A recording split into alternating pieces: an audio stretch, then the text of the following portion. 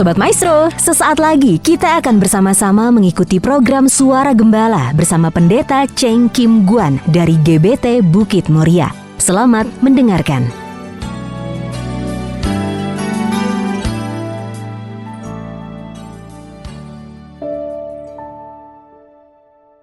Shalom, Sobat Maestro dimanapun berada. Berbahagia sekali kembali kita dapat berjumpa kembali dalam program Suara Gembala.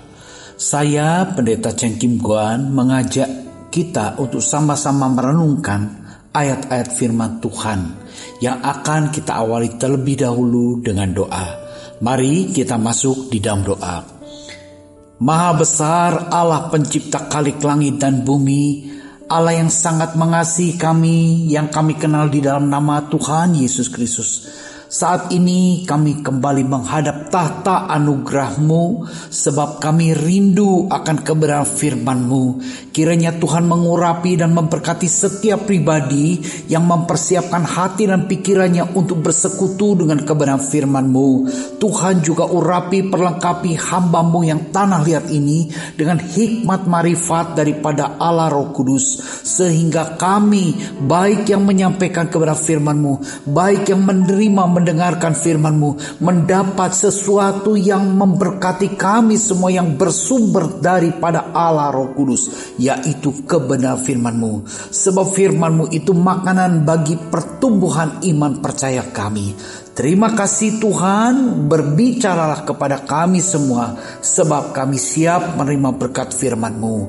Dalam nama Tuhan Yesus Kristus, hamba panjatkan peralaskan segala doa ini. Haleluya. Amin. Puji Tuhan, Sobat Maestro terkasih dalam Tuhan. Pada kali ini firman Tuhan saya berikan judul pertolongannya memberi kelepasan. Kita manusia sangat membutuhkan pertolongan demi pertolongan. Karena kita harus menyadari bahwa kita manusia yang bergantung, sebetulnya satu sama lain saling bergantung, saling berelasi. Kita membutuhkan pertolongan-pertolongan, apalagi saat-saat kita menghadapi permasalahan yang pelik, permasalahan yang sangat sulit, seolah-olah tidak ada jalan keluar. Nah, dari manakah kita mendapat pertolongan yang dapat memberikan kepada kita satu kebebasan, satu kelegaan, satu jalan keluar?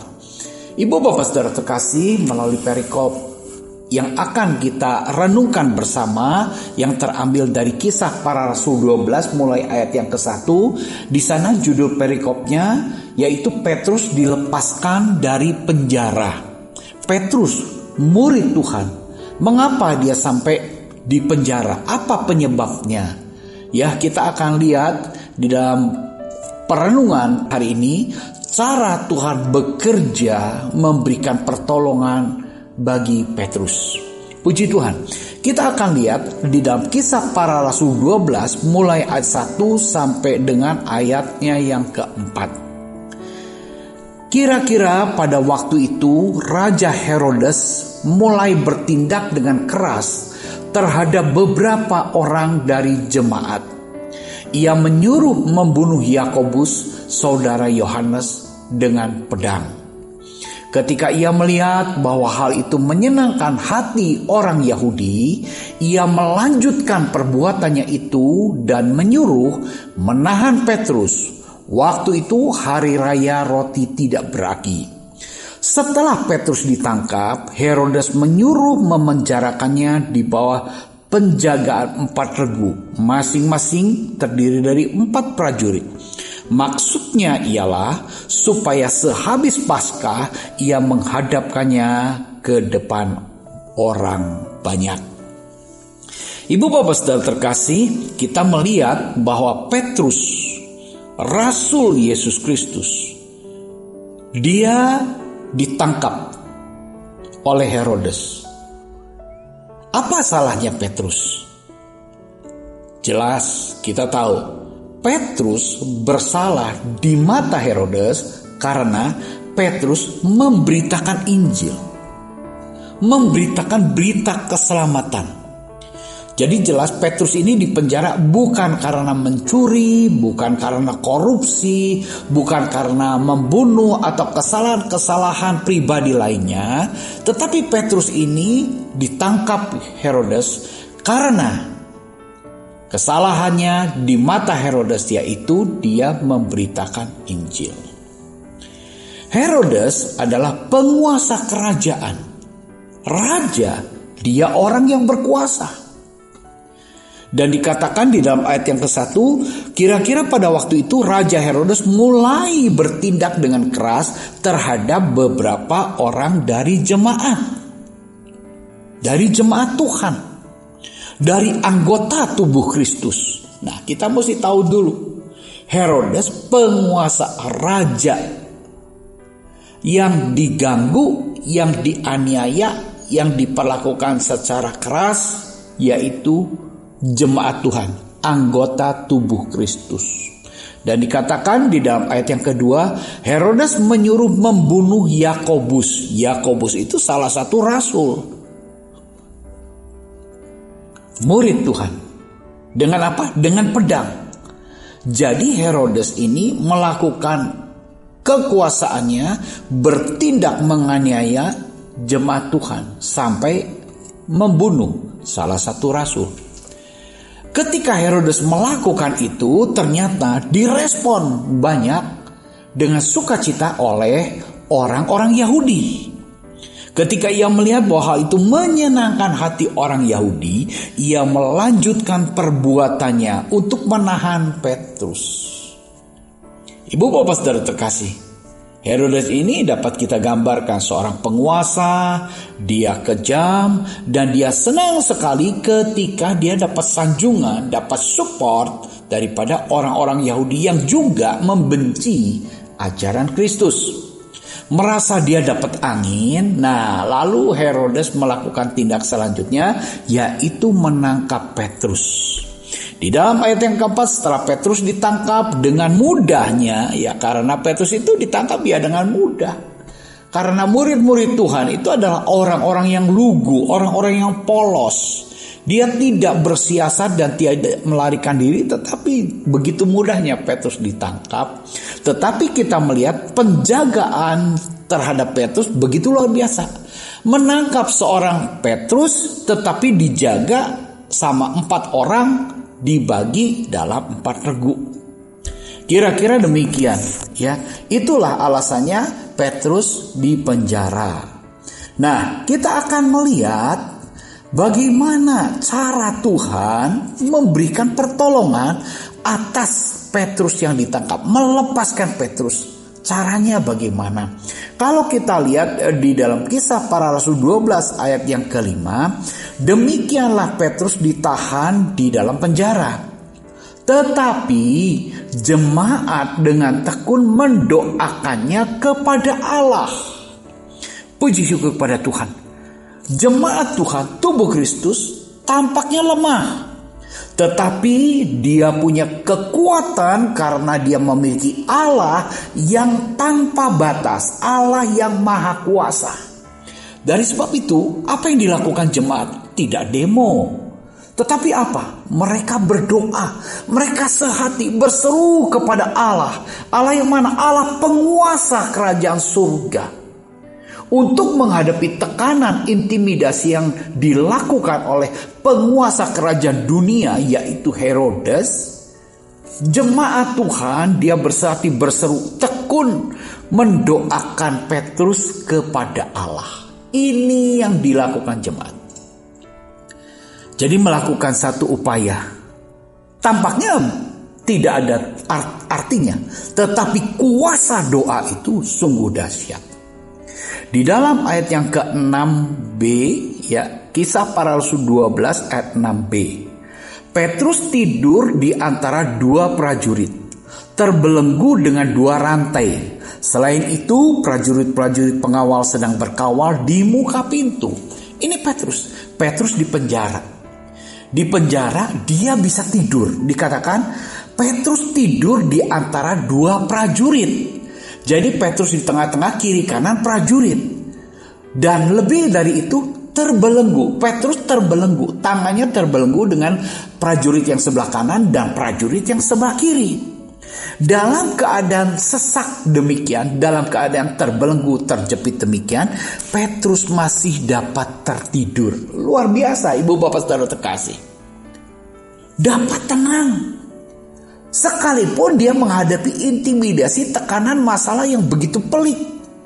Dan kalau dipikir-pikir tidak mungkin ada jalan keluar buat Petrus. Karena tangannya terbelenggu, kiri kanan terbelenggu dengan prajurit. Di luar ruang tahanan, di luar kamar tahanan, di sana pun 2 prajurit berdiri berjaga-jaga dan siaga. Kalau demikian kita melihat kondisi Petrus itu sangat terjepit dan seolah-olah tidak ada jalan keluar. Di saat seperti itulah Petrus memerlukan pertolongan. Ibu bapak saudara terkasih, melihat hal terbelenggunya, terikatnya Petrus seperti demikian, mungkin juga Anda di antara kita, para pendengar Maestro saat ini, mengalami belenggu, mengalami masalah, mengalami keterikatan yang seolah-olah kalau dipikir secara rasio tidak ada lagi jalan keluar. Seperti halnya yang dialami oleh Petrus. Mari kita belajar dari renungan ini. Ada kuasa doa yang diserukan, dipanjatkan kepada Allah, penguasa alam semesta ini. Dia yang selalu siap sedia memberikan pertolongan demi pertolongan.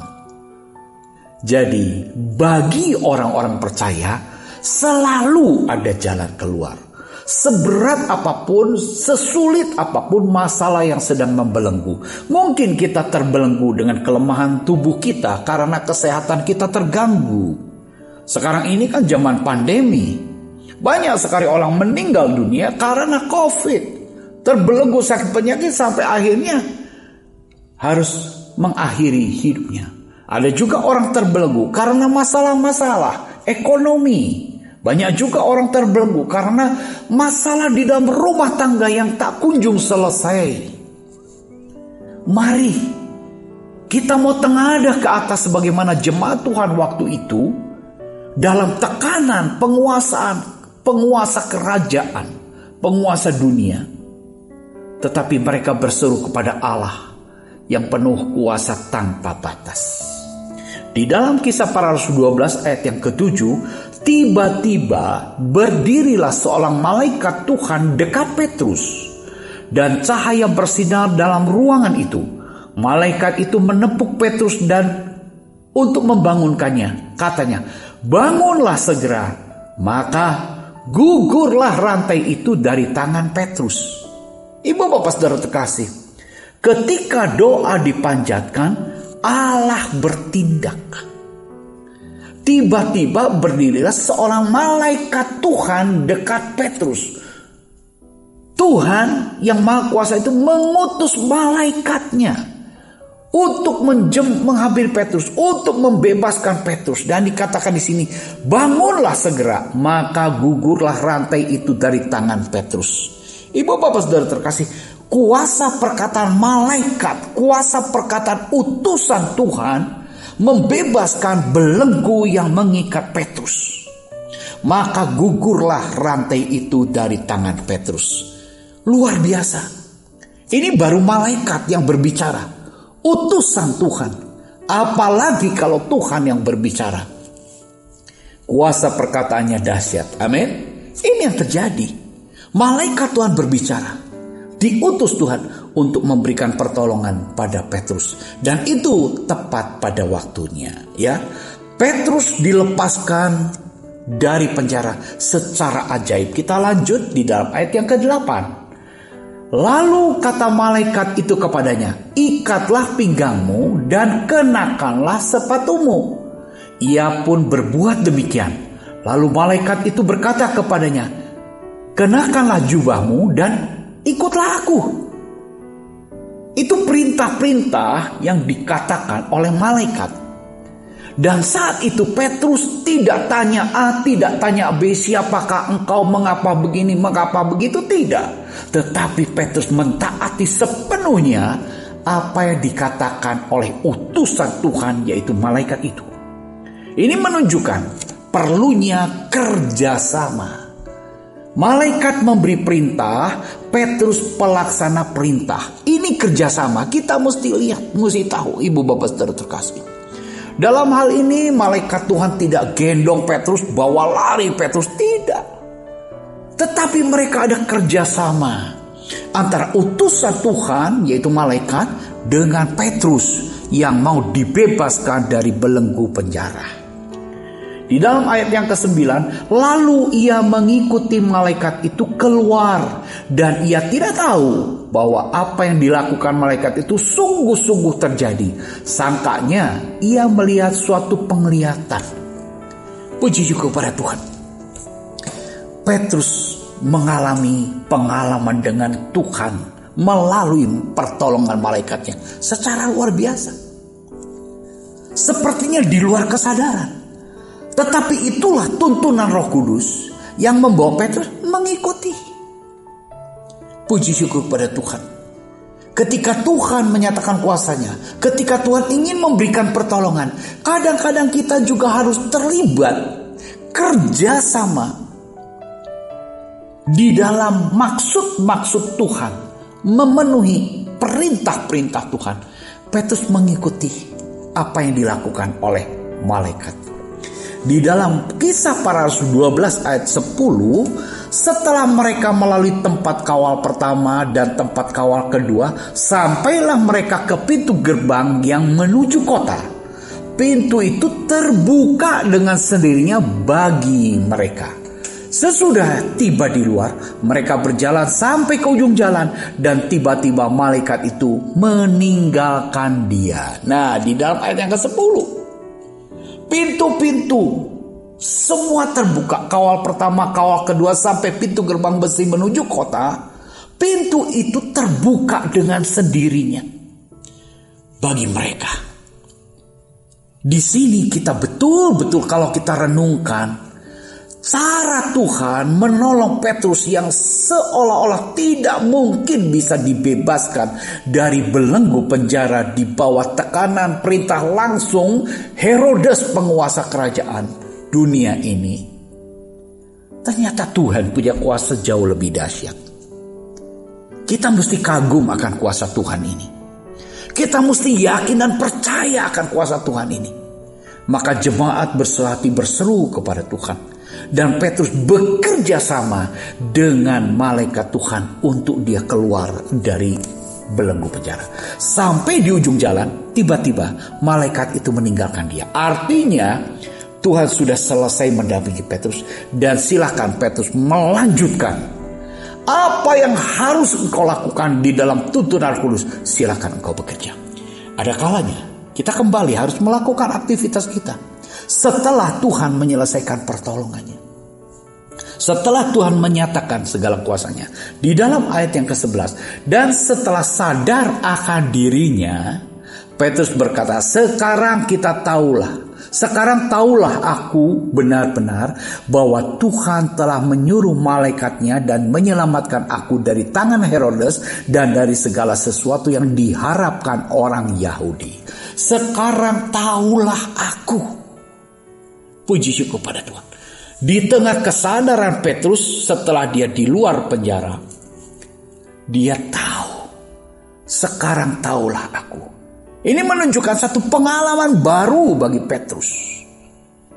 Ibu bapak saudara kasih, rindukan pengalaman bersama dengan Tuhan.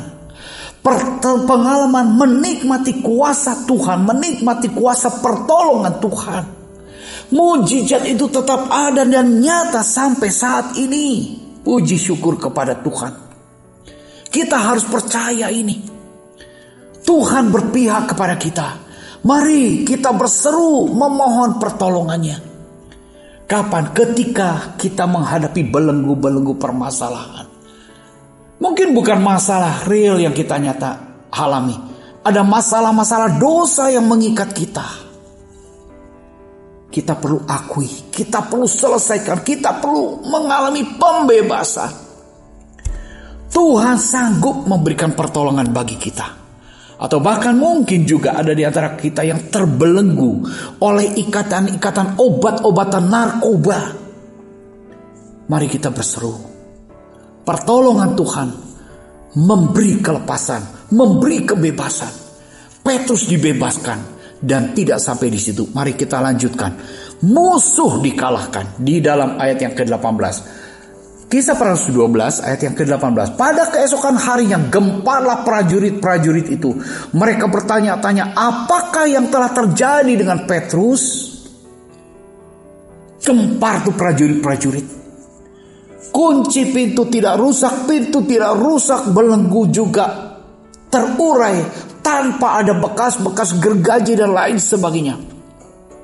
Kita tahu Allah bekerja dengan cara yang luar biasa, tanpa kekerasan, tanpa pemberontakan, tanpa keributan. Tetapi kuasa Allah membuktikan bahwa Dia maha kuasa. Prajurit-prajurit gempar, tidak tahu apa yang terjadi dengan Petrus. Di dalam ayat yang ke-19, Herodes menyuruh mencari Petrus, tetapi ia tidak ditemukan. Lalu Herodes menyuruh memeriksa pengawal-pengawal itu dan membunuh mereka. Kemudian ia berangkat dari Yudea ke Kaisarea dan tinggal di situ. Herodes juga bingung, ibu bapak saudara terkasih. Udah dijaga satu orang, dijaga sama 4 orang. Siang malam 4 regu. Di tangannya dibelenggu dengan rantai. Tetapi masih bisa terbebas. Herodes bingung. Lalu dia juga karena gelisah, galau dan takutnya, dia pindah dari Yudea ke Kaisarea.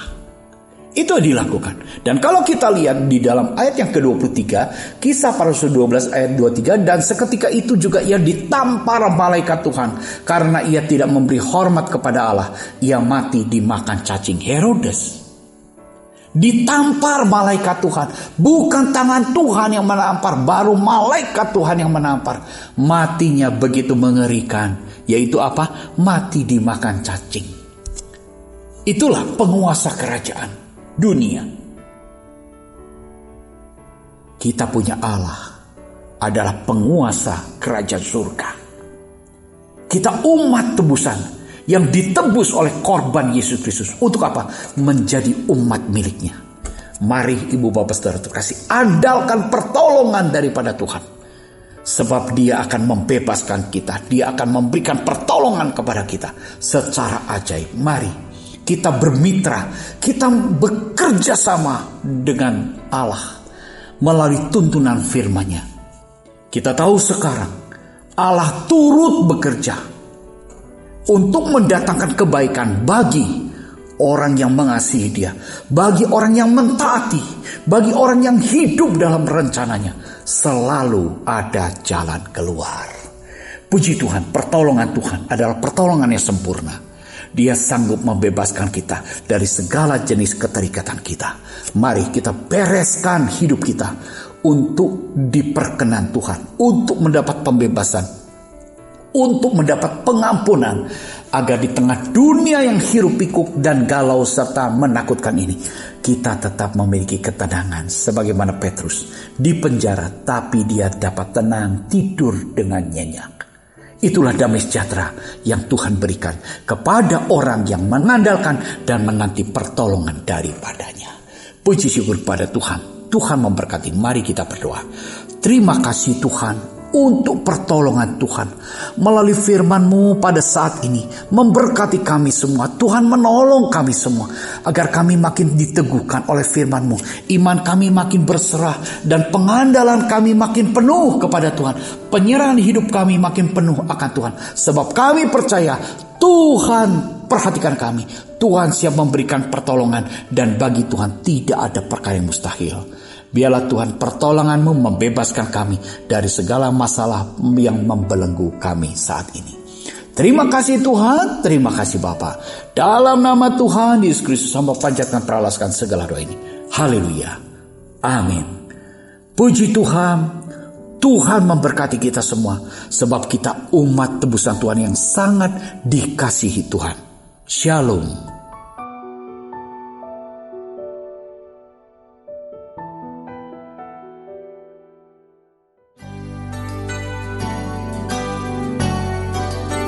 Sobat Maestro, Anda baru saja mendengarkan program Suara Gembala bersama Pendeta Cheng Kim Guan dari GBT Bukit Moria.